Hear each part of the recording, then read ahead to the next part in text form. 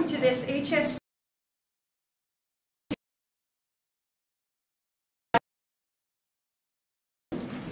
I'm Lori Rancourt, President and CEO of Northern Lights College, and I'm pleased to be moderating this event this evening.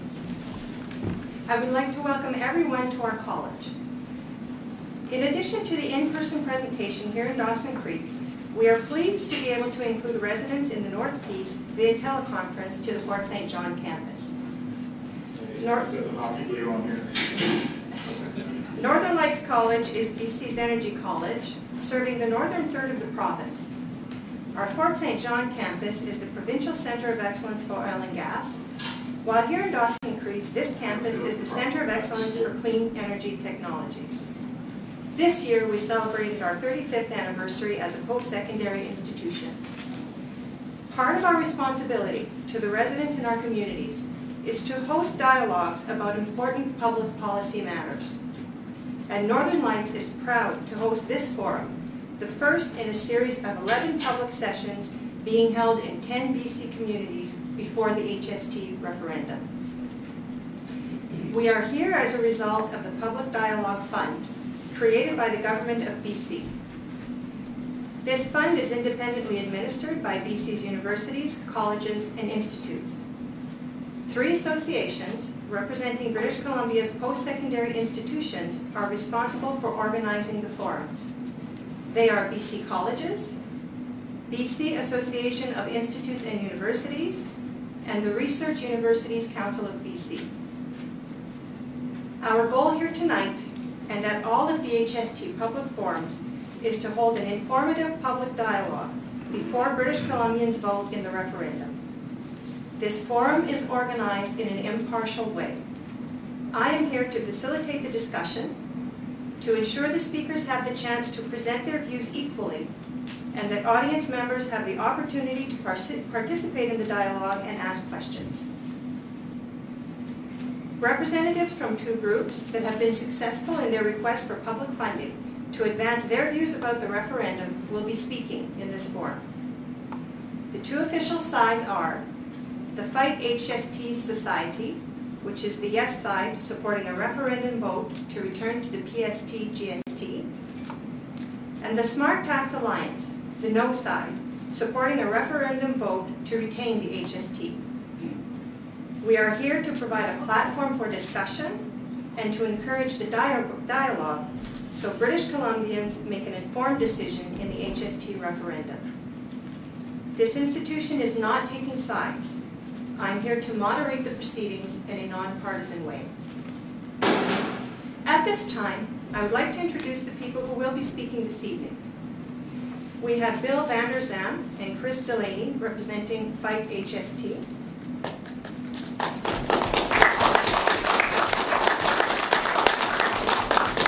And David Robertson and Ron Buchanan representing the Smart Tax Alliance. Each side will make a 10-minute opening presentation. Following the initial presentations, each side will present a 5-minute rebuttal, and then we will proceed to questions from the audience, and then online via Fort St. John. I invite you to address your questions to one of our presenters. If you do not want to ask your questions at the microphone, you can write your question on the sheets of paper and you received them as you were coming in. We will collect them throughout the evening and read out some of your questions. Before we get started, I would like to remind everyone that this forum can be seen on the internet at www.hstpublicforums.ca. So everyone can hear the discussion, we ask you to set your phones to vibrate, but keep those devices going. We encourage you to tweet your views and impressions of what you hear tonight. For this forum, use the Twitter hashtag #HSTDC. A little housekeeping before we begin. The washrooms are located here in Dawson Creek in the hallway area adjacent to room 124. In Fort St. John, down the hallway to your right after exiting the classroom. The exits are located from the lecture theater in Dawson Creek through the doors either to my right or to my left. From room 101 in Dawson Creek, turn left after exiting the classroom, and in Fort St. John, exit through the main foyer. Let's get started. The order of tonight's presentations was done by a flip of the coin. I remind you again that each side will make their 10-minute presentation. There will be a 5-minute rebuttal from each side, and then questions. Bill Vander Zalm from the Fight HST side is first up. He will be followed by David Robertson and Ron Buchanan of the Smart Tax Alliance side. Bill?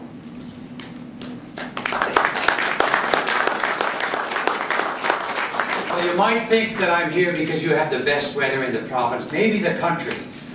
But I'm really here for a good reason, a very good reason aside from the weather.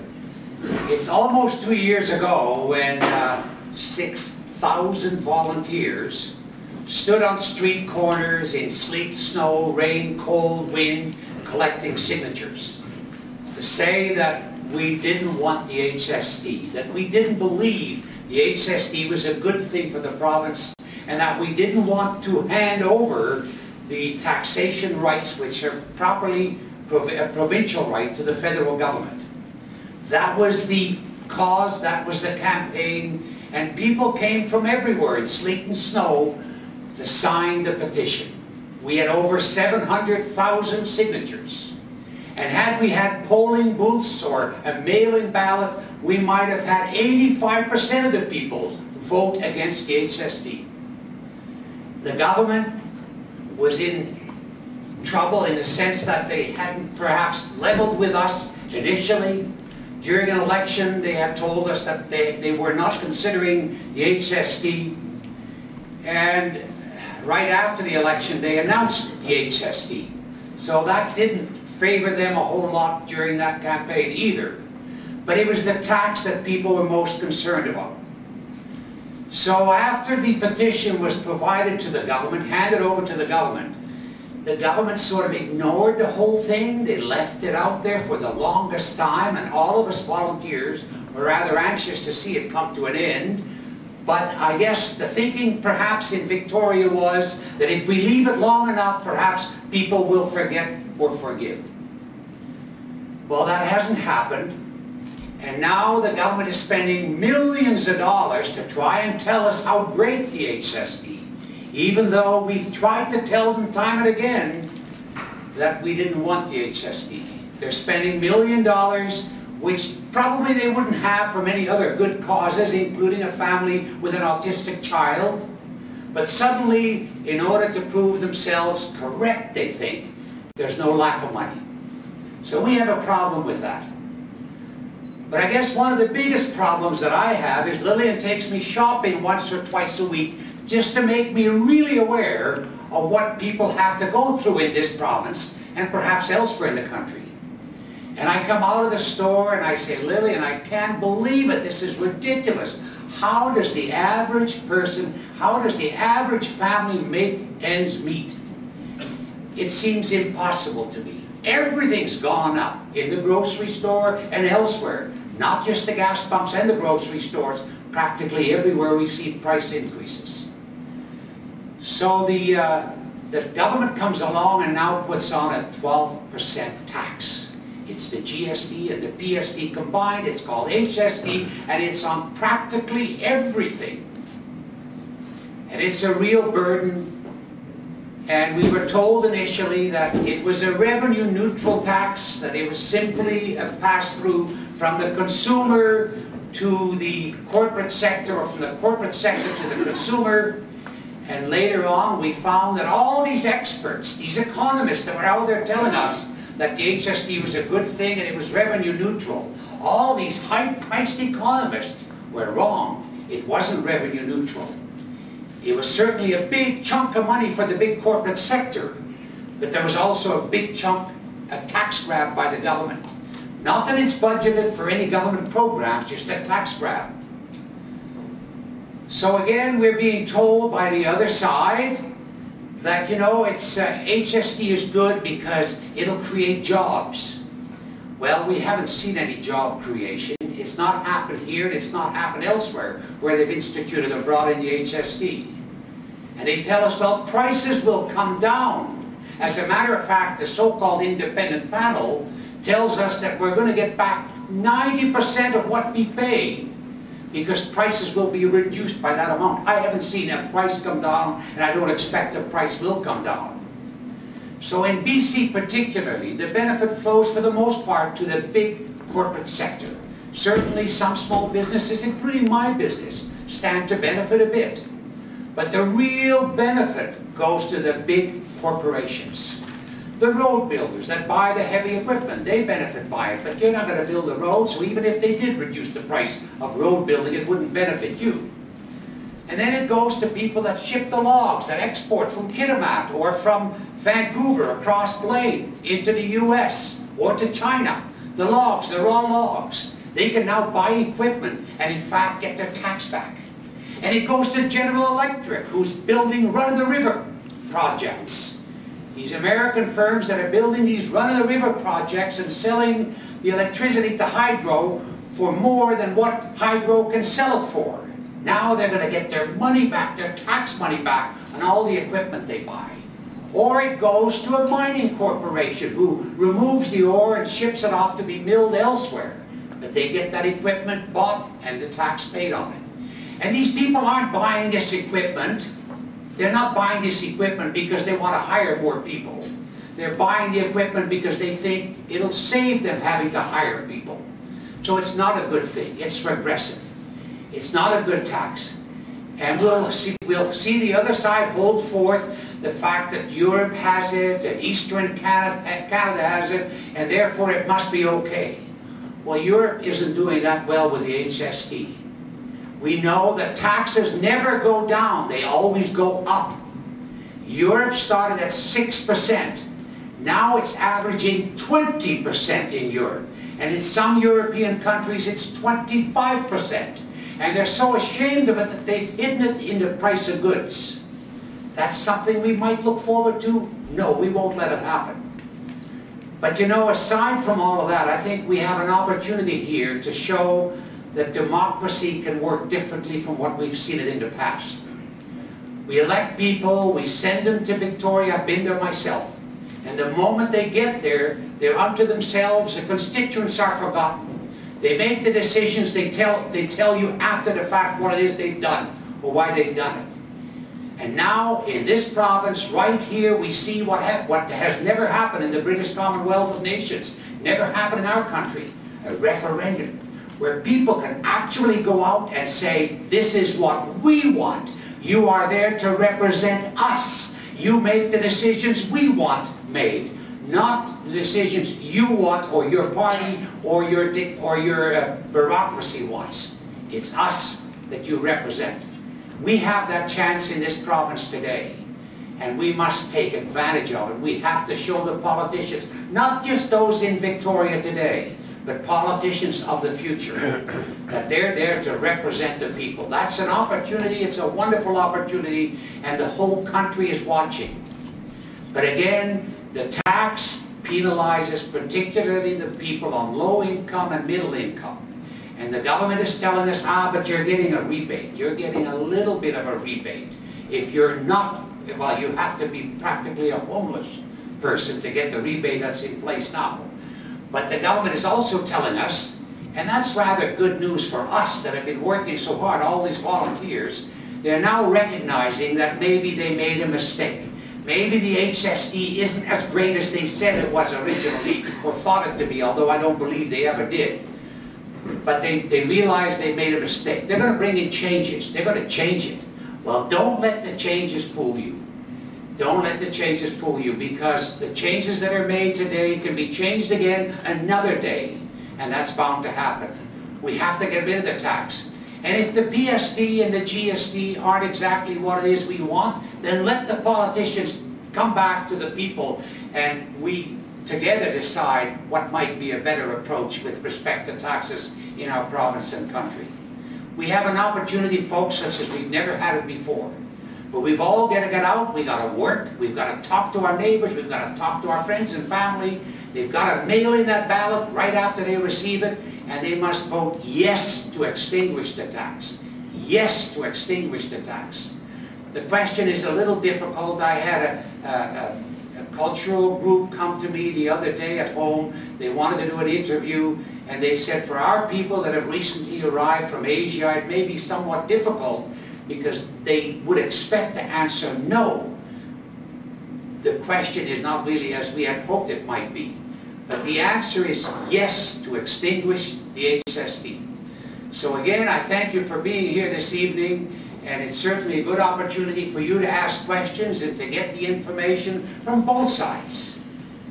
And I think to be informed is very important, but we also need to take this opportunity to again show the government that they can't simply do whatever it is they wish without first coming to the people and consulting the folks that sent them there, that pay their hefty salaries and give them their big pensions. Thank you.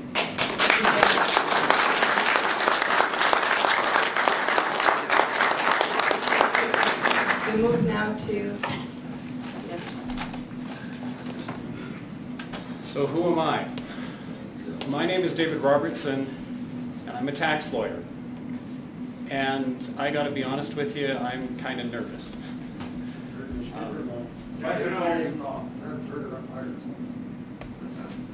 A little closer to your face. A little closer to my face? There we go. Sorry about that.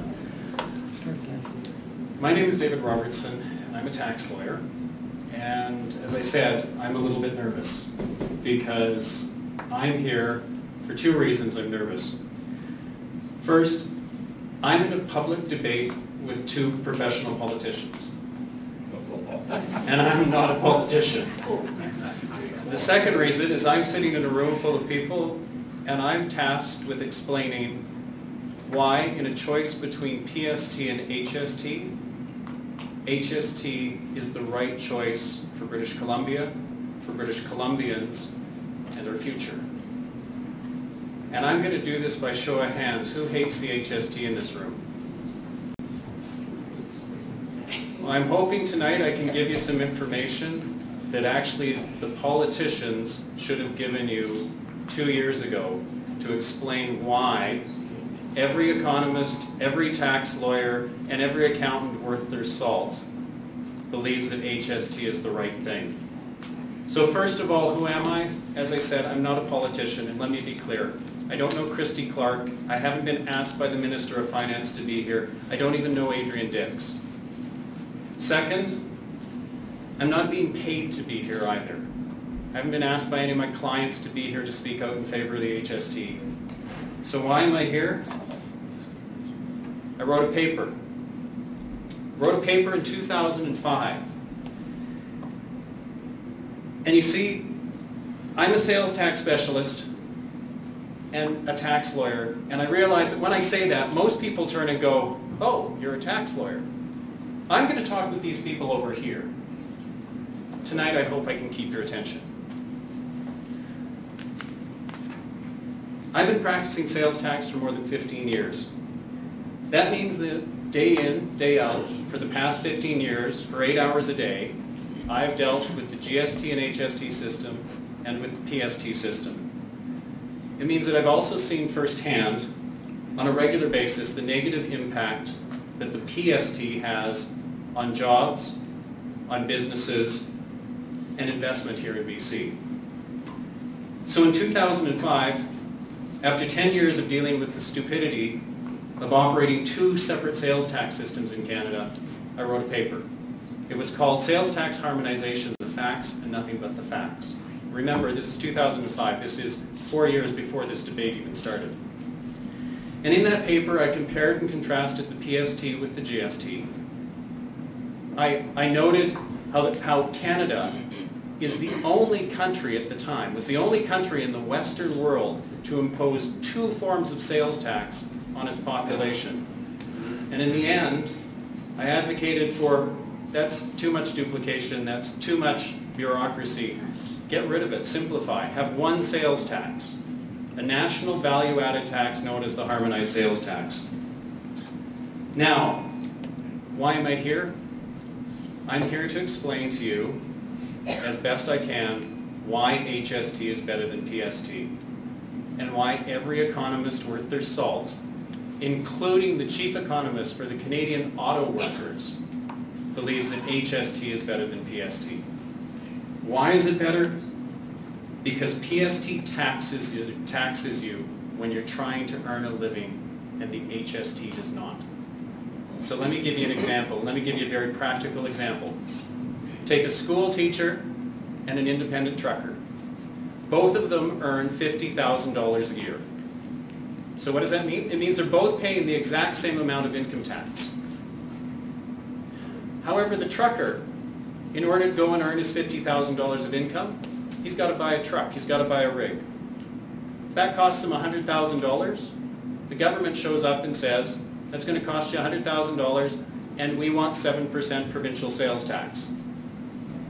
In addition to that, they turn and they say, we want 7% tax on your tires to carry on your business. We want 7% tax on your repairs. We want 7% tax on even your cell phone bill when you call home. And they're taxing him regardless of whether he's earned a penny at this point in time. The difference with HST is the government turns and says, we're going to charge you, the trucker, that tax, but because you're using that money to earn income, to earn a living, we're going to give that tax back to you. We eliminate that tax. So if you do the comparison at this point, you've got your school teacher and trucker paying the exact same amount of tax, income tax, but the trucker is paying tens of thousands of dollars in PST on top of it. And it's regardless of whether he's earned any money or not.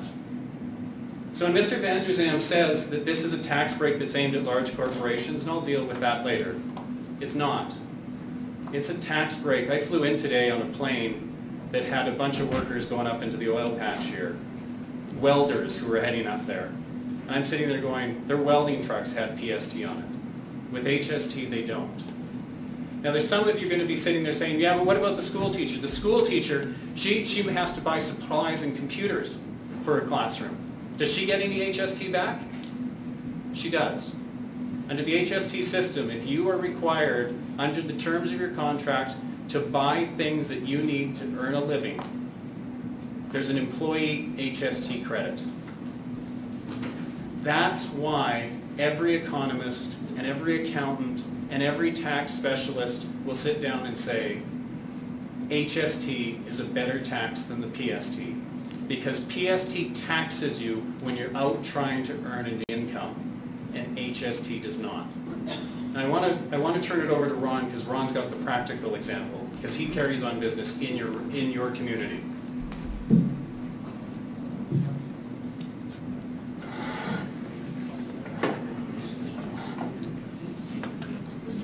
Thank you, David. Good evening. My name is Ron Buchanan. I want to give you some perspective to my comments. So here's where I'm coming from. I am a local rancher, truly a grassroots businessman. As a rancher, as with most agriculture, our business is one that fills a very important role in our society, the production of food. Plus ranching in the Peace for over 20 years, I am involved with the British Columbia Cattlemen's Association, a rancher organization with 1,100 plus members throughout BC. Within the British Columbia Cattlemen's Association, I serve as chairman of the Taxation and Finance Committee and vice president of the organization. I feel that I have a very good understanding of the financial pulse of our industry and how it affects us. In most cases, ranching is a family-run business, so what affects the business affects the families. These organizations typically have over $1 million invested in them and operate on a very small margin. In the past, the ranching industry has been in consultation with most other ag commodities, trying to lobby the provincial government to change the old PST system. This lobbying effort was done through the British Columbia Ag Council. We are very happy that the change occurred with the bringing in of the HST system. Indeed, one of the recommendations coming out of the Ranching Task Force report of 2009 was the implementation of the HST system. So from an agricultural business perspective, there is great support for the HST. The reasons are many for this support. Let me try and explain them on a very personal level. The HST leaves more money in my business than the old PST system. Under the old system, many businesses where I buy from would not honor the PST exemption list. So a great many of the PST exemptions were not passed on. The old system didn't work. I do not blame these businesses as the process was very time-consuming, costly, and very onerous on them. If the paperwork was not accepted by the taxman, they had to pay the exempted tax themselves. The HST system is way more user-friendly than the old PST system. This is both true when purchasing products I need and when filling out the required tax paperwork. Ron, that's 10 minutes to wrap up, please. Okay.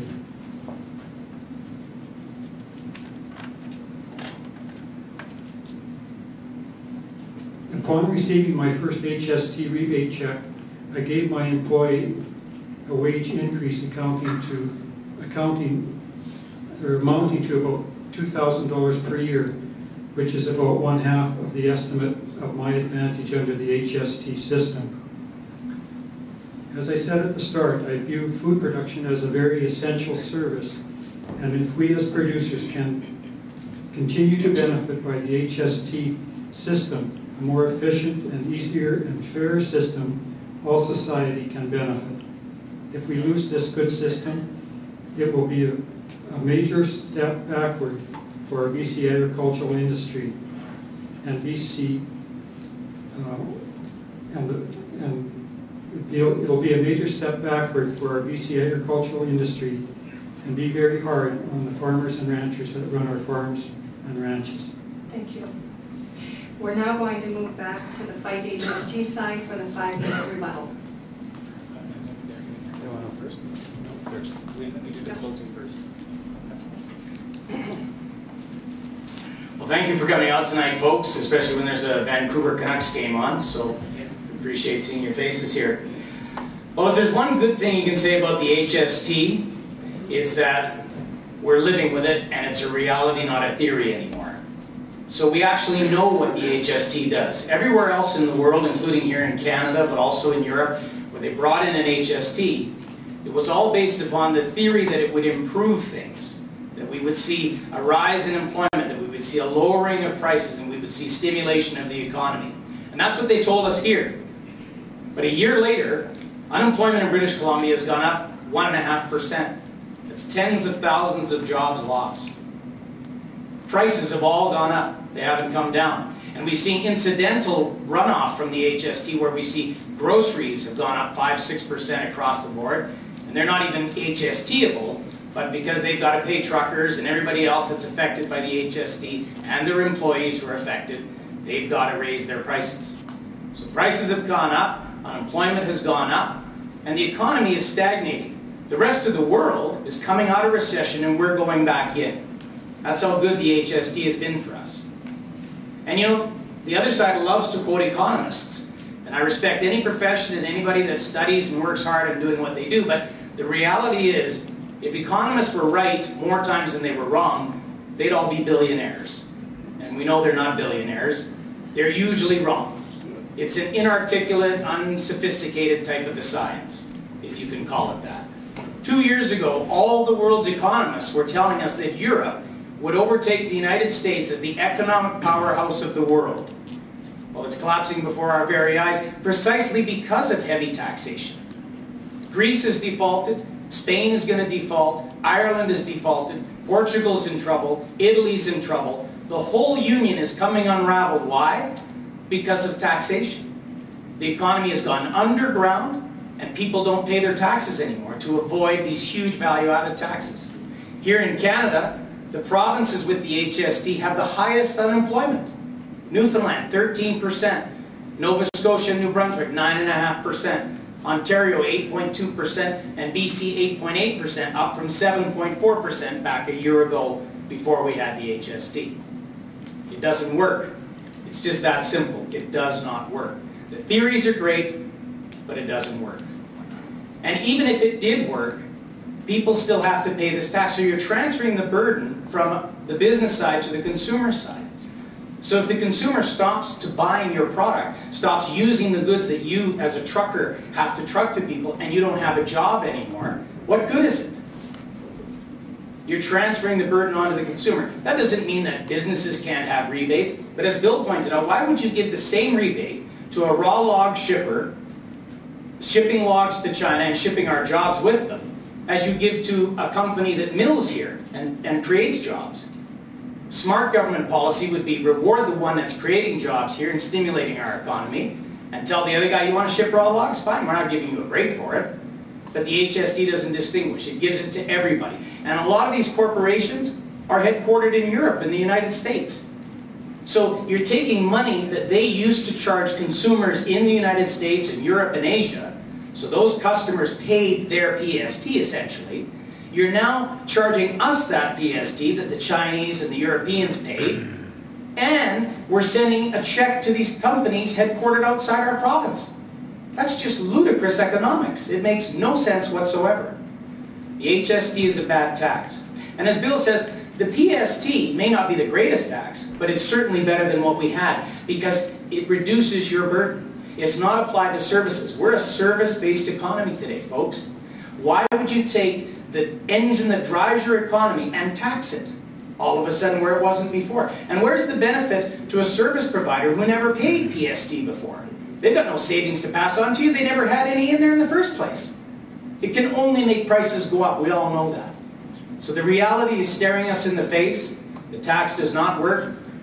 And unlike any other place in Canada, in Canadian and BC history, we have an opportunity for the first time to do something about it. No matter what the government offers us this week, and they're going to do something to try to fix the damage, so they basically admit what Bill and I have been saying now for 2 years, the tax does not work. It is a broken tax. They're admitting that. No matter what they offer, if they offer to lower 2 percentage points or they extend the rebates to another million people, we have the opportunity to one-up them. We can get rid of the whole thing and cut it by 7% on all the hundreds of items they've added it to. Try and beat that, Kevin Falcon. Let's get rid of this tax, folks. Let's vote yes to extinguish the HST, take our province back, our democracy back, and our money back. Thank you.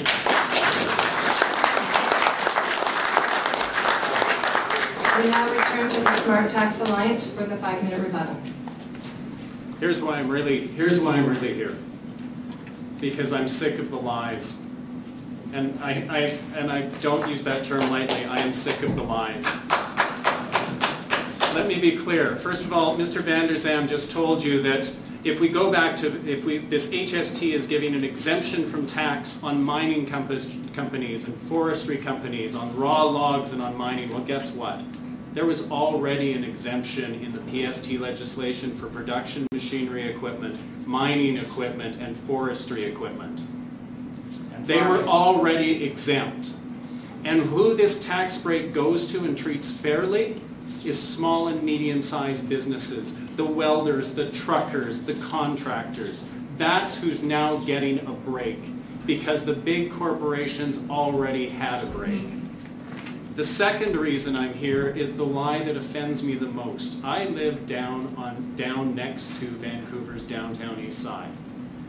And I walk past some of the poorest people in our province to work every day.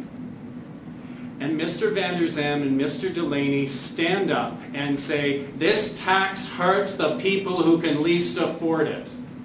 And that's a lie. The people who can least afford it are better off under the HST than the PST. And why? Number one, there is something called the BC HST credit. There was also something called the BC PST credit. The numbers compare as follows. The PST credit was $75 a year. The HST credit was $230 a year, 3 times the amount. That's not all. It was based on your net family income. It was based on the PST credit. If you were a family of 4, only the 2 parents got the credit. So if you're a low-income family, the most you could ever receive was $150. The government understood, or rather, I don't know whether this government understood, but the people who designed the GST-HST system understood that you have to compensate people for the tax. And the comparison for a family of 4, the HST credit is $230 per family member. If you're a family of 4, that's $960 a year. Compared to, let's go back to PST, and out of those low-income families, you're going to take that money and give them $150 instead. Now, there are those who are then going to say, $1,000 a year for a family of 4, that's not enough to cover off the HST that they're paying. That's not true. That converts into $18,000 worth of purchases that would have to be subject to HST in order to be financially worse off because of it. So when they tell you that low-income families are worse off under the HST, that's a lie. Now, here's the other reason that I'm here. I want to point something out. Mr. Vander Zalm. You have to wrap up at 5 minutes. The last thing to point out is what they pointed out. They said, PST isn't a good system. What they're saying, if you read the reports, they say, let's restore the PST and then figure out what the best system is. I say, keep the system we've now got. If there's a better system, go directly to it, because there's nothing worse than doing a 2-step when you can walk directly to it.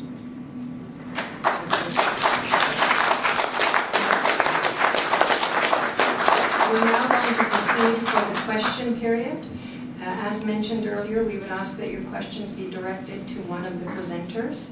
And we have a roving mic that's available. If you raise your hand, we'll bring you the mic. If you prefer to have your questions read, you can hand the paper in and they'll be brought to me and I'll read the question out.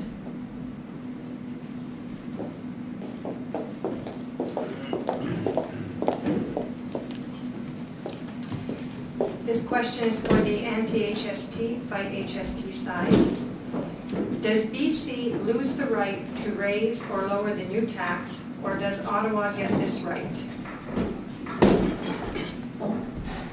Under the Comprehensive Integrated Coordinated Tax Agreement, which is what BC signed to create the HST with Ottawa, the HST is actually a 100% federal tax. Ottawa totally controls the tax. It's administered by Ottawa, collected by Ottawa, and is a federal tax. This was confirmed for us in the BC Supreme Court when we took the argument constitutionally against the tax to them. In exchange for signing this agreement and giving up our PST, we get a portion of the HST sent back to us. So we send our money to Ottawa, they calculate how much they got, and then they send us a check back. If anybody here thinks it's going to be exactly what you sent them, well, just take a look at the road tax and see how that's working for you. But the reality is, it's a shared agreement. BC has to coordinate with Ottawa every decision. Where in the past, we could go into our legislature, exempt an item, redistribute the tax if we wanted to, lower it, raise it, take 2 or 3 days in the legislature and pass it. We now have to go to Ottawa. And we have to give them 4 months notice that we wish to make a change, 120 days. They have 60 days to respond, so that's half a year. And then there has to be a recalculation as to what the tax will be and how that will impact the agreement. So we're giving up our sovereign ability as a province in a co-federation.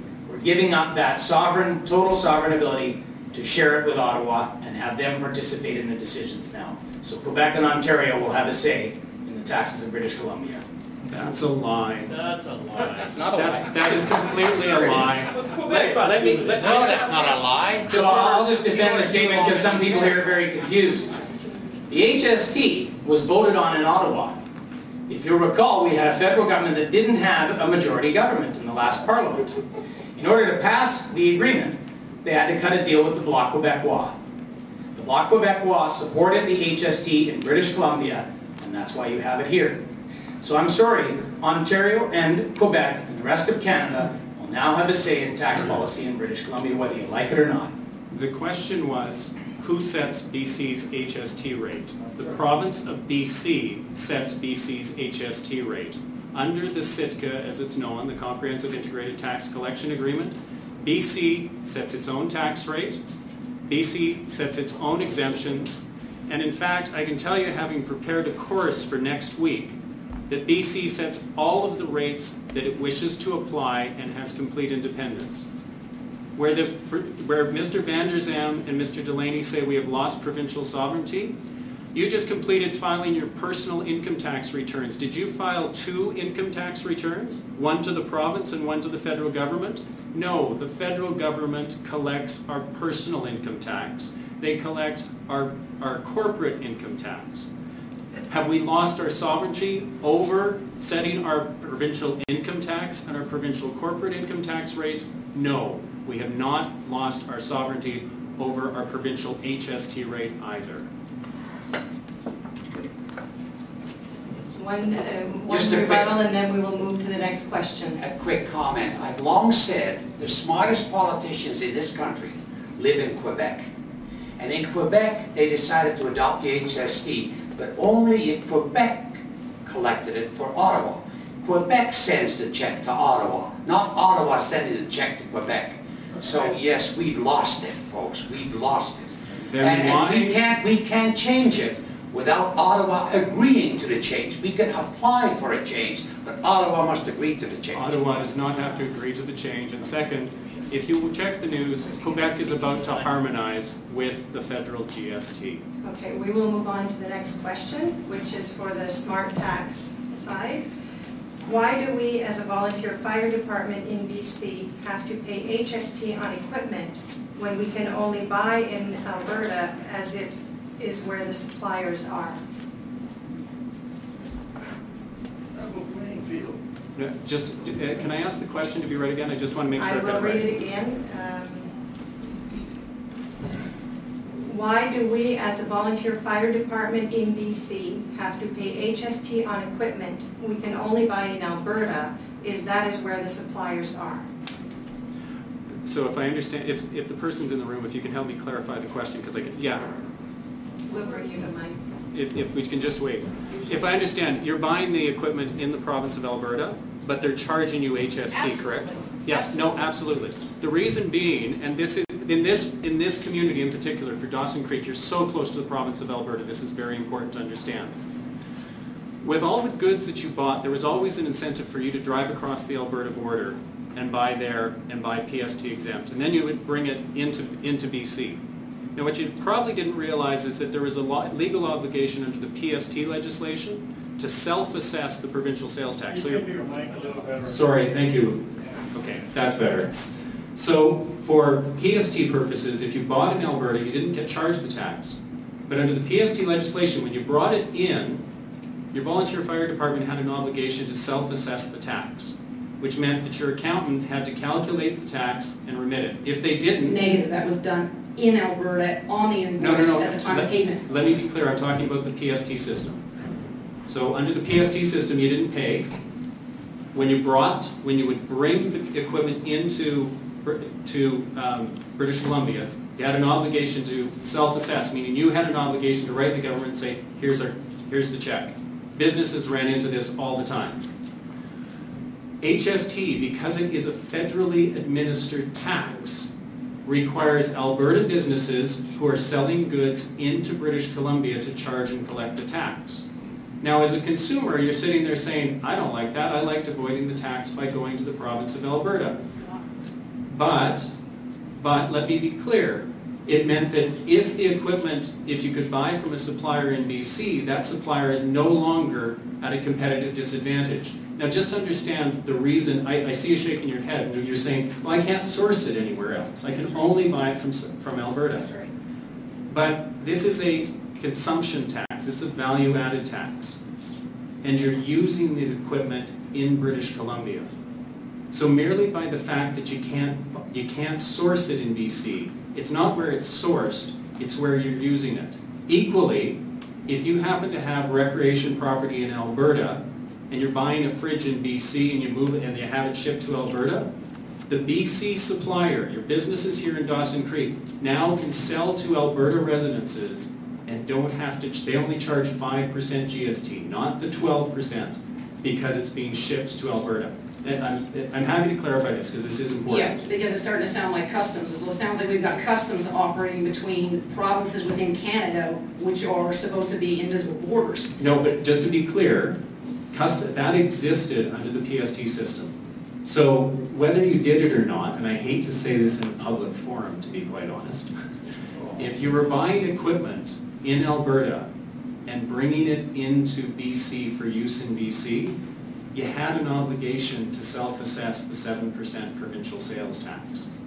So it was honored in the breach, and part of the reason why the government is getting more revenue is because of the fact that it is a nationally administered tax. So how does that influence us when we have the right to purchase where we wish to? If I want to go to Ontario and buy something, is that not my right as a Canadian citizen to go wherever I wish to spend my Canadian dollar on whatever it is I want? Absolutely. You can buy in Ontario, and if you take delivery in Ontario, this is exactly how the rules work. Because what the tax is based upon is where are you using the goods? Where are you using it? So you can't avoid the tax. The system was always designed this way, PST and GST. Both of them work the same way.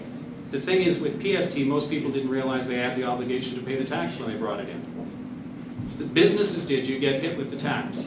But if you buy in Ontario, so if you buy in Ontario, and you have the Ontario person ship it to you in BC, they will charge you 12% BC HST. Equally though, if you sell from BC into Alberta, if you're a business here and you're selling into Alberta, you no longer have to charge the provincial sales tax. Unless you sell a vehicle. Pardon me? Unless you sell an automobile. No, automobiles, if it's registered under a provincial system, that gets collected differently. Mr. Robinson, we always self-assess ourselves when we come from Alberta. Every time we go there and buy something, absolutely, we pay the taxes on it. Well, give me a break. No, let me it's not going to happen ever. Let me be very. We're not equal either. No, let me be very clear. In this area of the province, this is a very big issue.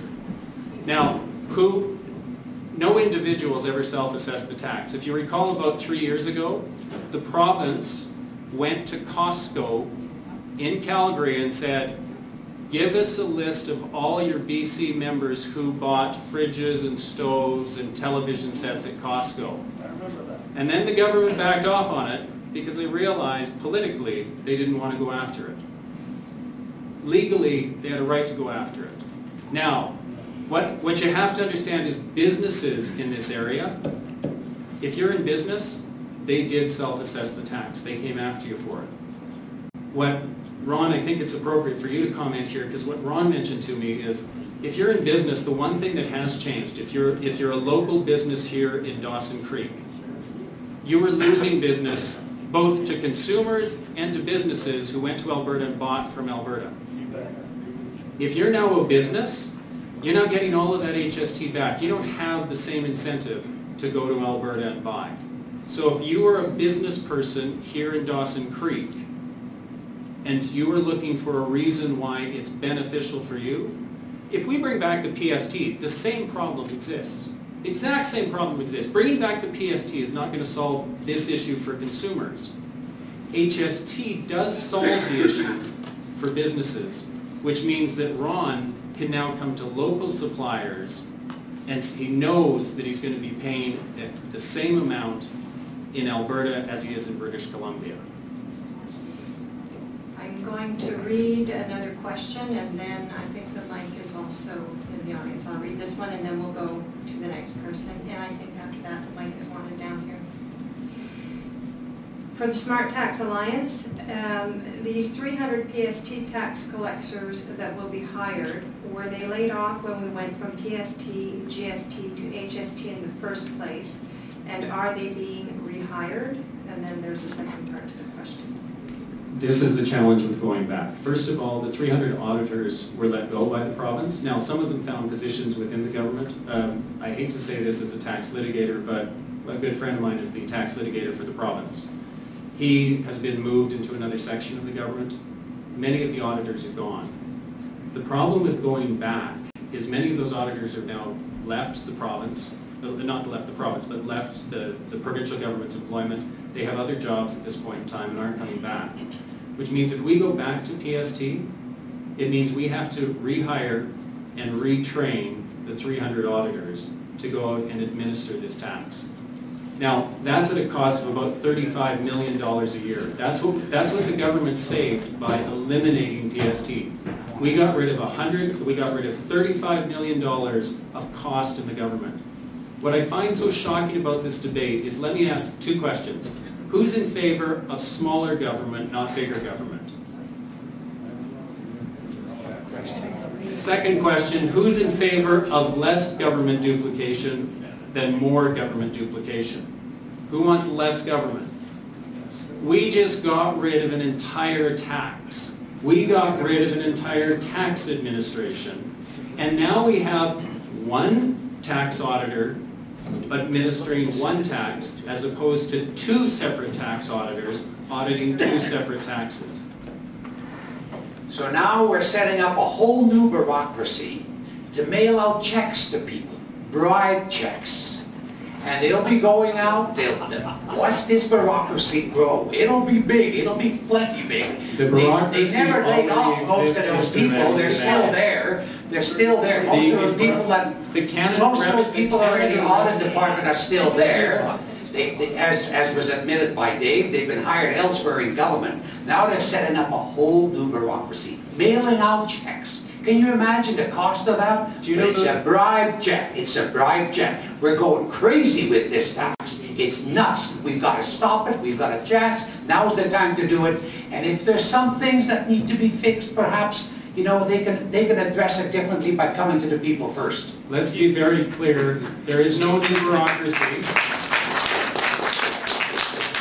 The BC HST credit is paid along with the federal GST credit, and it is merely the same people who are already paying the GST credit who is undertaking that. There's been no one new hired to issue any new checks. If I can just respond. So the federal government hired all of the provincial tax collectors from the PST side in Ontario and British Columbia. Every one of them was hired at a little bit higher pay, as a matter of fact, and a little bit better benefits package. So you're not saving anything, because whether you pay it to them or you pay it to us, it's the same bureaucracy, bringing them back. But let's look at the overall cost. In 10 years, the independent panel that you just heard from, that was chosen by the government, says the consumers of British Columbia will pay a total of $24 billion more in HST in the next 10 years. And if it costs you $300 million to get rid of that, you do the math. How much are you saving? 23 billion, several hundred million. It's peanuts. With respect to the additional tax that the province is collecting, I'm expecting to hear an announcement from the Premier tomorrow. And as I said, I don't have a clue what it is. The second part of the question was also for the Smart Tax Alliance. How do you justify charging HST on top of BC carbon tax, tax on tax? Under the old GST PST system, we didn't. Actually, that's an excellent question. With respect to the way that the GST is applied, in the same way that GST and PST were applied on top of fuel taxes, were applied on top of carbon taxes, and this is where I'm going to show my true colors as a tax lawyer. It's a game that governments play. Quebec, who Mr. Vander Zalm touts as the great province, the one to follow, Quebec says that their provincial sales tax rate is 8.5%. But Quebec actually charges their provincial value-added tax, that 8.95%, on top of the federal GST. So their effective tax rate is 8.955%. Charging tax on tax is something I disagree with. However, it's a system that we've got that exists. If you don't believe, let's be clear, you asked a question about should we be charging tax on top of carbon tax. I don't believe we should. But when you ask me the question, well, should we bring back PST because of it? I'm going, absolutely not. Why bring in an entirely, the question before us is, do we retain the HST or do we go back to the PST system? As I've said to a number of people, you know, there's no such thing as a good tax, only a bad tax and a worse tax. And in this circumstance, you've got HST, which you might think is a bad tax, but I'm an anti-PSTer. It's a much worse tax. Before we go to the next question in Dawson Creek, I just want to check in with Fort St. John. Are there any questions in Fort St. John? There is, yes. They're waiting for that side. Go ahead, Robin. Okay, I just want to make a statement. The people that come up with these stick men for the advertisements, quite frankly, is a joke. It's an insult as a taxpayer. Is there a list of things that are exempt from the HST? And if so, where do we find that list? If you're looking for the list, you can go to two sites. Go to hstinbc.ca. And the second source is you can go to the Canada Revenue Agency's website if you have specific questions about what's subject to HST or not. As a side note, with respect to the stickman ads, I wasn't involved in them either. But if you really want to see something that's very good with respect to this issue, go to YouTube and search for Fight HST, all one word, Fight HST. It's a 15-minute video on this point. It's brilliant. It's got monkeys. Go and see it. Apparently, I haven't seen the video, but it certainly features me for a good part, I understand. It does. And you know, it was done by a lawyer student. I presume somebody who's probably at the expense of government for a good part at the university. And hasn't got a family, hasn't got children, doesn't have a mortgage, doesn't have the responsibilities the families in Dawson Creek, Fort St. John, and elsewhere in this province has. He's a university law student, a lawyer, right? As opposed to a politician. Watch those lawyers, whatever you do. We'll go to the next question in Dawson Creek. Hi, my name is Brian Leakai. I run a business. I'm a trucker. I meet payroll twice a week. I don't know if either of you fellas do on the S side, but this question is for you. Can you please explain to me how, and maybe we'll need clarification from someone who actually knows tax, how is it that any corporation of over $10 million a year in gross sales is not allowed to claim their full ITCs? It's phased in over a period of, I think, 5 years. How is it possible that this is so great for all the big corporations when they don't even get to claim back their ITCs? I had a very prominent CEO of a large corporation come to me and say, Vander Zalm, quit this stuff that you're involved with. Quit the traveling. You're going to cost me $10 million. Came to me. So yes, the big corporations do benefit considerably. And I guess, you know, we're not against big corporations. We're not against small businesses. I'm in business. And we're staying at a motel. We spoke to the owner today. He gave us the effects of HST on his particular business. Incidentally, the rates had not come down at that motel. We're paying more now than we paid when we came here a year ago. But yeah, the big corporations are not getting all the benefit immediately, but it's coming. Let me actually answer that question. So when the HST was brought in, remember you constantly hear that you're going to get, businesses get the HST back. Well, the government realized that they didn't want a complete shift of tax. So what they did is they said, for large corporations, large businesses, if you have revenues of more than $10 million a year, You're not allowed to claim back the HST that you pay on your meals and entertainment. You're not allowed to claim back the input tax, the HST that you pay on energy. You're not allowed to claim back the HST that you pay on motor vehicles or on telecommunications charges. Now, those are substantial expenses. Why are they doing that? Specifically because the government has turned and said, look, we want corporations to share the burden. They're not getting away scot-free, and I want to point out who's paying that. It's corporations, large corporations, with revenues of more than $10 million annually. For small and medium-sized businesses, this absolutely supports my point.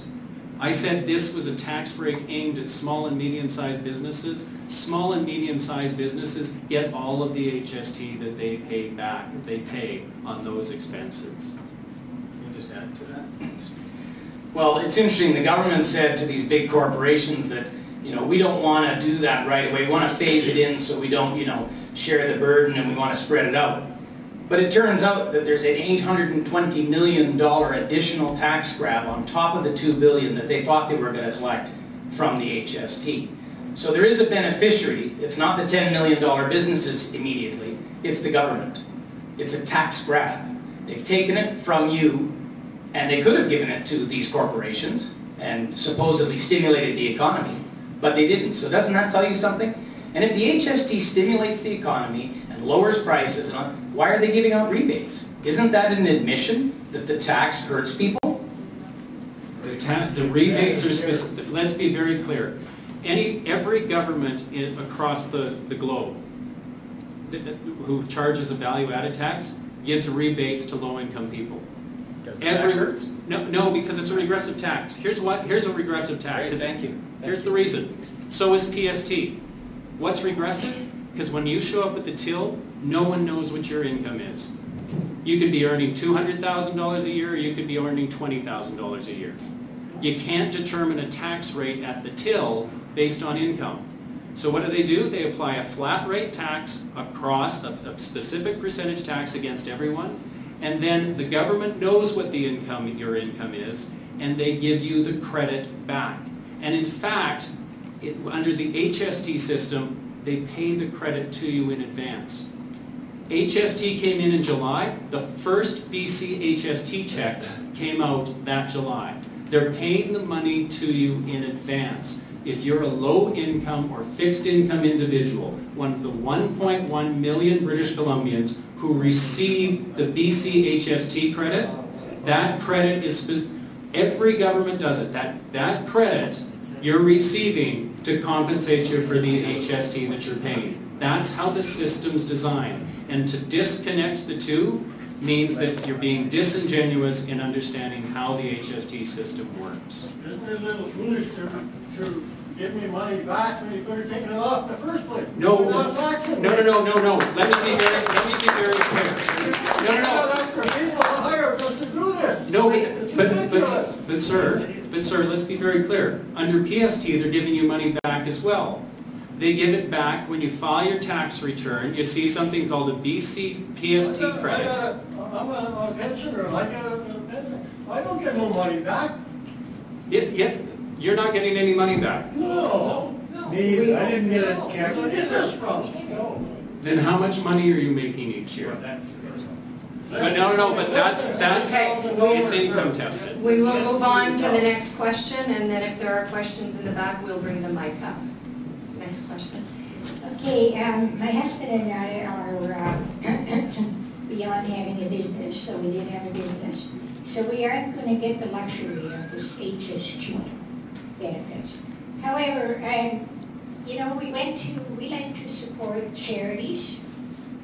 And we went to charity breakfast not long ago. I was shocked when we got our bill, and there was $3 and something HST on there. They charge HST on all charity stuff. I spend a lot of money on my health care because I don't like to put it all on the government to pay my health care, so I go to the health food store a lot. Imagine my shock when I have to pay HST on everything there. Wasn't there before, it wasn't there before, the GST was recently, but not the HST. I paid mega money on HST, and no, I'm not on the street, and no, I'm not homeless yet, but we are just low income, middle class. Let me be, pardon me, let me be very clear. Yes, there is now HST on things that weren't subject to HST, weren't subject to PST. And I can tell you the two big groups are vitamins and meals and entertainment. Vitamins and meals and entertainment. But, and haircuts and services. I absolutely Children's agree. clothing. No, children's clothing actually is subject to a point of sale rebate and you're not paying any additional tax. Now let me be very clear. This is why I think it's important. Well, let me be very clear about this.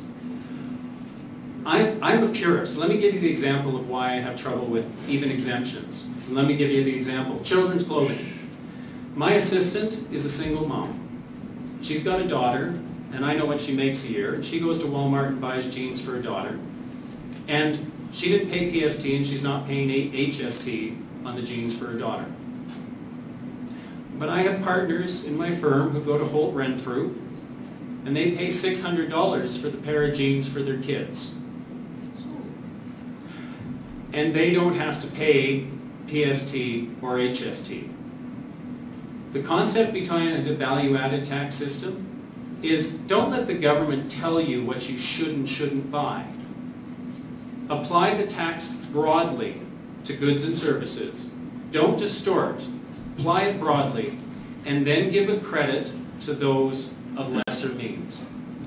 That makes sense. If anything, I don't like the government telling me, you know, another example, Mr. Vander Zalm said, well, your phone bills and your cable bills are going up. Guess what with your cable bill? Who gets their cable, who gets their television through cable in this room? Who has satellite? Okay, so the people who have satellite, under the PST system, you had to pay PST on the full amount of the bill. For those of you getting your TV through cable, the basic portion of your cable bill was exempt. Now tell me, given that you're both acquiring cable, why it made sense under the PST system to say basic cable's exempt, but the entire satellite charge, if you're getting satellite TV, is taxable. And then do that comparison of saying, well wait, satellite TV comes from Bell, and I get my cable through Shaw. Why are we favoring one industry over the other? Why does that make sense? I prefer, as I say, I'm a tax policy geek. I like a broad-based tax, and then I want to see the government pay a credit to lower and middle-income people in order to compensate them for the tax. Because those who have the means to pay should pay the tax. Here, here.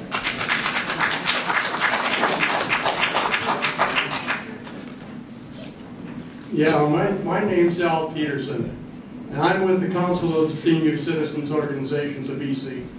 I live in Burnaby, and I'm doing this tour around the province. You know what's wrong with this tax? What's wrong with this tax is we bloody well can't afford it, the average person. Yeah, it's a $2 billion plus $800 million tax shift from the consumer, onto the consumer from the corporate sector. I can't afford it. Single moms can't afford it. Young families can't afford it. Kids can't get in, can't register for soccer. Kids can't play hockey because they can't afford the price. Seniors can't afford magazines and papers because now there's an extra cost there. In 100 Mile House, the taxi service provided a very definite and real service for the people in the 100 Mile House area. About 60–70% of the population of 100 Mile House live out in rural areas and small acreages. Well, you know what happened? When HST come in, the people couldn't afford the taxi anymore. The seniors couldn't afford the taxi anymore. So the taxi had to shut down. Now there's no service in 100 Mile, and there certainly isn't any bus service out there. I mean, you sound like a lawyer, and you sound like a tax geek, to be quite honest. I know, but let me be very clear with respect to taxis. Taxi rates, now I'm not certain with 100 Mile House, but if you've ever seen your taxi, the tax is included in the rate. And in most cities, it's a regulated rate. It's a hidden tax. So no, it's not hidden, it's included in the tax. So when you say that the tax rate went up, you would have to tell me that suddenly your $5 taxi ride was now costing you an additional 7%, whereas it's fixed.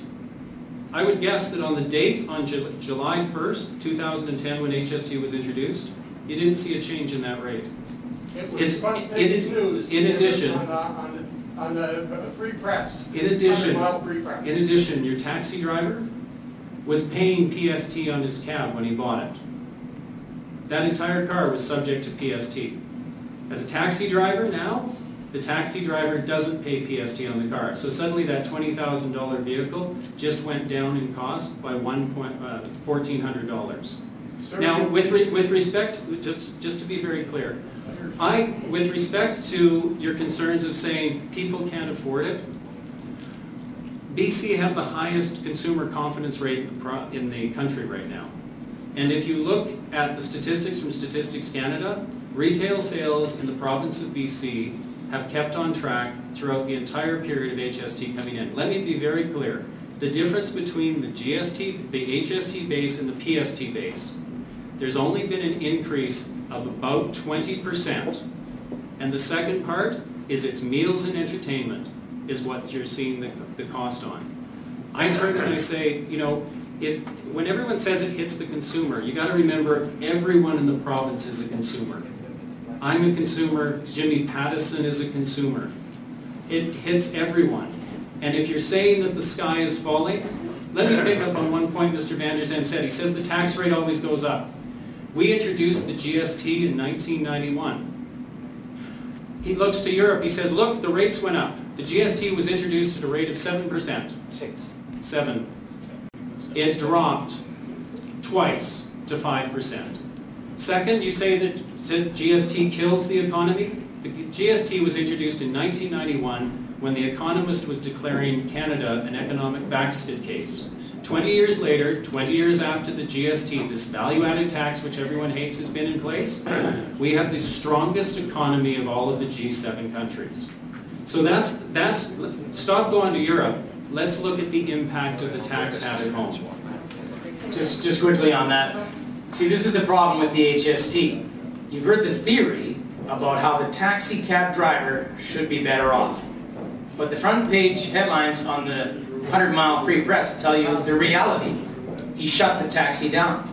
So they can give you all the economist gobbledygook in the world, but the reality is it's shutting businesses down. Restaurants as well, and I get emails from all over BC, as does Bill, from other taxi drivers who will tell you the same thing. It's killing them. And on the GST, here's an interesting thing on the GST. If you all recall, we were told it was coming down from 7 to 6 to 5 and eventually going to be eliminated. Do you remember that? We're going to get rid of it entirely. Does anybody think that when we merged our provincial sales tax with the federal GST to create an HST, that the federal government is phasing the whole thing out, that that's their plan? No. We're stuck with it. We're stuck with it. I need to pick up on that, if I may, just for a moment. Quickly, because we have a couple more questions. Very quickly. The promise to eliminate the GST was back in 1993 by the Liberal government. Jean Chrétien came in and says, we promise we're going to eliminate the GST. And then he got elected. No, that's not what I'm talking about. I'm talking about the Harper government. When they brought it down to 5, they said they were on their way to eliminating it. That's not going to happen. The reality is, in Canada, the tax rate has dropped. And in addition, we now have the strongest, where Mr. Delaney and Mr. Thielman, who's not in the room, and Mr. Vander Zalm say the economy isn't doing very well. I flew into this part of the country, and I'm staying at a hotel, and I'm looking at all of those trucks from all of those workers in the oil patch and the gas fields who are here. That's just here. It's not all over. I can tell you that when HST, let me share an impact of how HST brings jobs in. 3 weeks after the announcement of HST, I received a phone call from a U.S. company. The U.S. company said, we are looking at putting a $20 million facility in Western Canada. Do we put it in Calgary or do we put it in Vancouver? And I turned and said, from a tax perspective, you want to know which gives you the advantage, right? And they said, yes. I said, well, Alberta and British Columbia have the exact same corporate tax rate, so there's no advantage there. Both provinces have eliminated capital taxes. There's no advantage there. But 3 weeks ago, when we still had PST, I would have told you instantly that you should put the $20 million facility into Alberta, because if you put it in BC, you would be charged an additional $1 to $1.4 million in provincial sales tax. But now that HST has been brought in, that advantage is eliminated. I can tell you that they're in the process of hiring 100 software developers in downtown Vancouver. Question, I'm going to cut you off there. Just very quickly. Very quick rebuttal. You know, this HST is so terrific, you wonder how Alberta is surviving without it, right? 5.5% unemployment in Alberta. How can they do it with no HST? How about oil revenues? We have no oil here. This No, because the revenue all goes to the south. next question is for the Smart Tax Alliance. Do I get back HST on my truck, which I need to get to work? And can I get HST back if it is shot down? No and no. Well, you just told me that this welder gets his HST back on the truck. That's because the welder is using, because in the same way that I can't deduct my suits to go to work, and you can't deduct your car to drive back and forth to work. Transit to get to work, I need my truck. But if you're taking your truck to work, in the same way, are you using your truck exclusively for work purposes, or are you using it as your personal vehicle? I have to use it for both, I can't afford two vehicles. You get the HST back if you're using it as a work vehicle. Farm trucks, welders' trucks, that's what you're getting the tax back on. As we are set to wrap up at 9 o'clock, we're going to take 2 more questions. I just want to see if there are any questions in Fort St. John, and then I know there's one up here that's been waiting. Fort St. John is clear through. Okay. Over there, Fort St. John, thank you. Go ahead in Dawson Creek. I'm a pensioner too. I get a discount when I go to Zellers, and I get a discount when I go to Shoppers and different places. Now, with my lifestyle, I've calculated it costs me about $30 to $35 a month for additional tax because of the HST. So that's the items and the things that I do that bear the 7% that didn't before. So whatever that amounts to, $300 to $400 a year, I'm willing to pay that because I've got family members that live in the South Peace, they live in British Columbia, and they're actually employed by these big bad corporations that these guys are talking about. So they work, they make damn good money, so I sacrifice $300 or $400 a year very, very gladly. Now, I have to say that thank you for coming here and trying to clarify some of this misinformation, because all these comments like the logs and the big corporations and all that crap is crap. But what you're giving us are actual facts. So thank you. Appreciate that. Thank you.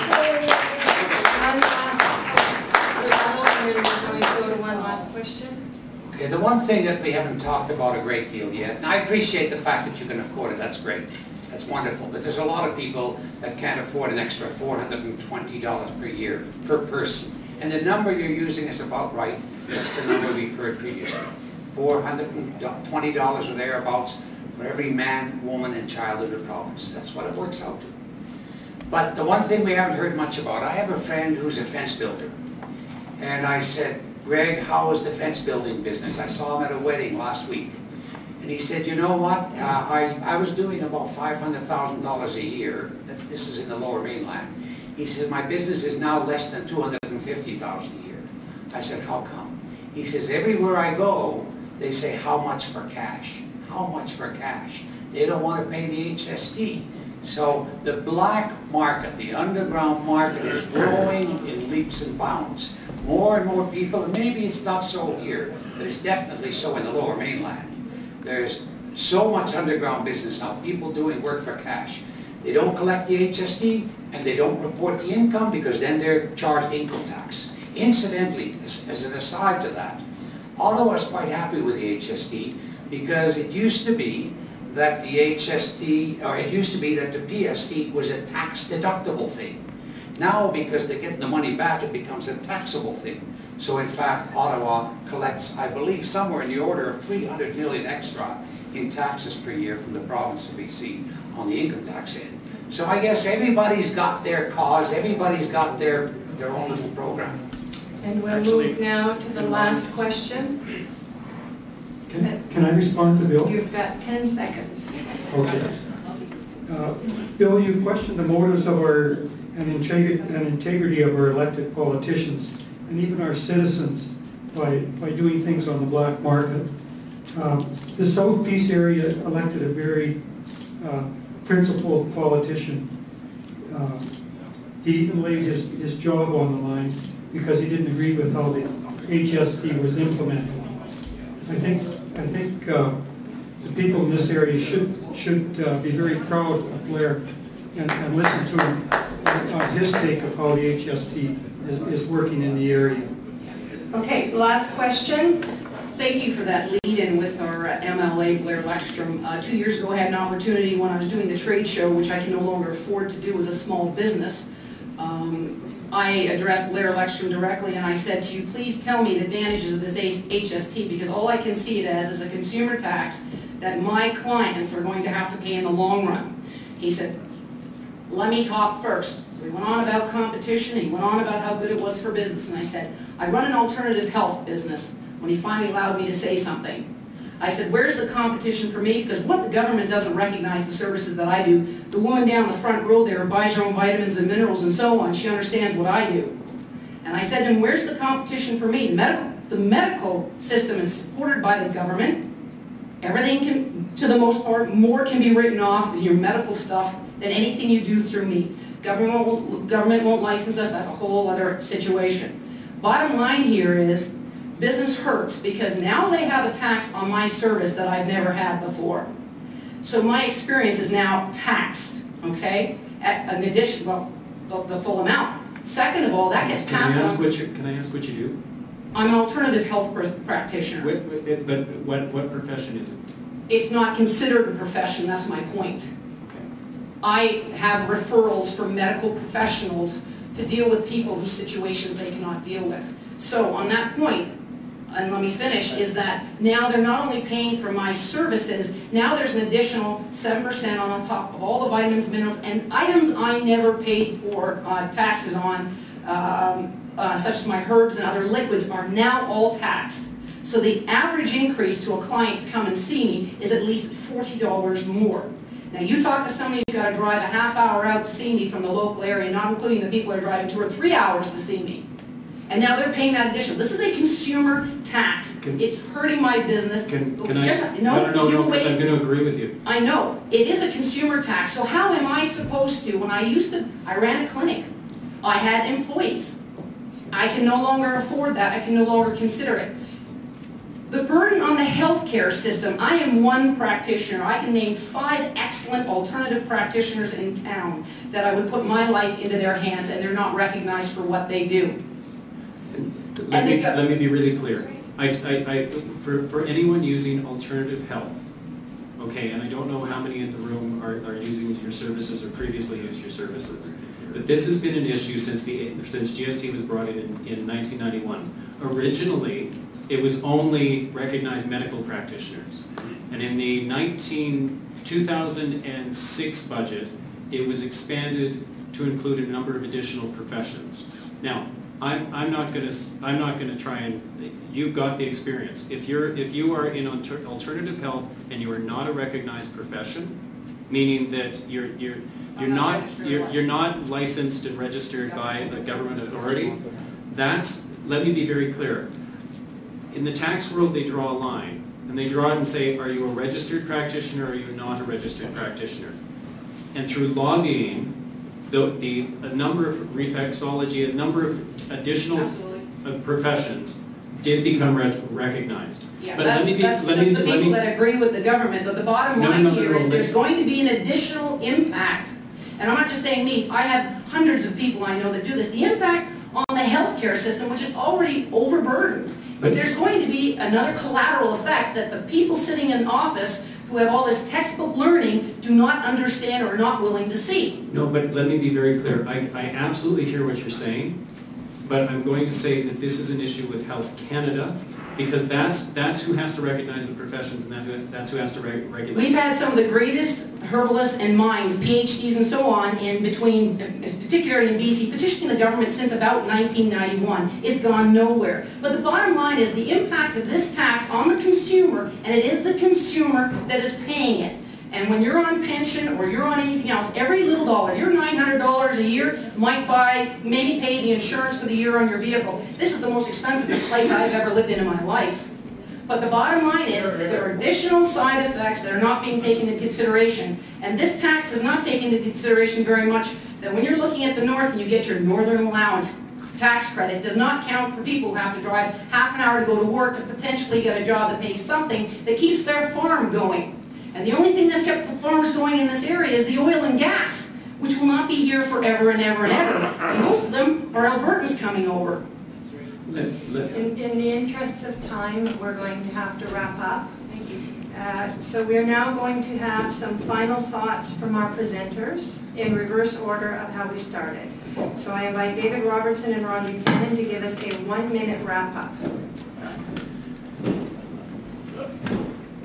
I want to come back and focus on the question. And the very first thing that I want to say is thank you for the debate. And I honestly mean that. I honestly wish the government would have engaged in these debates back in 2009. Because it's your issue that needs to come to the fore. But what I'm going to say is don't throw the baby out with the bathwater. Because that's what we're doing.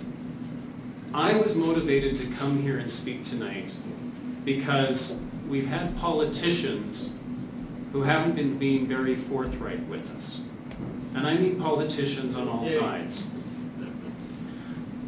And I recognize, as I said, I'm a tax geek. They usually keep me in the back room. There's got to be something going on to get me to sit in front of an audience like this and have this discussion with you, and I'm glad we've had it. But what I want to encourage you is to focus and say, this is the debate that we're facing. We're going to vote in a referendum. And you're either going to decide, we are either going to decide, we're going to keep the HST, or we're going to go back to an old, antiquated PST system. You can either take the long view, or you can take the short view. You can either sit down and say, I don't want to pay a tax on my restaurant meals. And we can go back to the PST. What I can tell you is when the government runs short of cash, they will impose PST on restaurant meals, because every other province has already done it. Thank you. But that's a minute. I thought it's 5, is it not? No, it's a 1-minute wrap-up. Oh, pardon me. Thank you. And so now we go to Bill Vander Zalm and Chris Delaney for a 1-minute wrap-up. I think what we need to keep in mind as well that, and it was certainly said by David, the politicians haven't been very truthful with us about the HST, and it started already in the last election, and it continued after that, and it's still so today.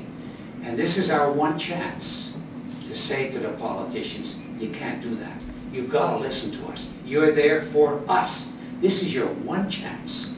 Now, if you tell them that this time, not only will it count for them, but it'll count for future governments. We have an opportunity here that has never been given us previously and has never existed in Canada before. So we want to take advantage of it. We have that opportunity. And keep in mind as well, the gentleman that said it's costing him $420 a year for himself on extra money in HST.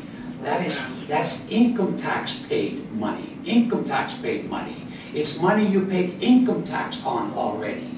So it's a double whammy. If you, I don't know just exactly what the figures, it'll depend on your income, but certainly you've got to earn more than what you're paying extra in HST because it's income tax paid monies. You have a chance here, folks, to really tell the politicians what it is they ought to do and how it is they should come back to you before they make further changes or before they look to a better system. And I think we're gonna win it. We're gonna do it together. Thank you very much.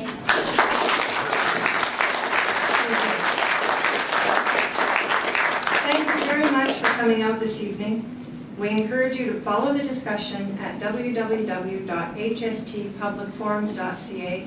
There you will find links to Facebook and Twitter. Videos of tonight's forum will also be on YouTube. Remember to vote in the HST referendum. Watch for your ballots in the mail starting on June 13th. Thank you.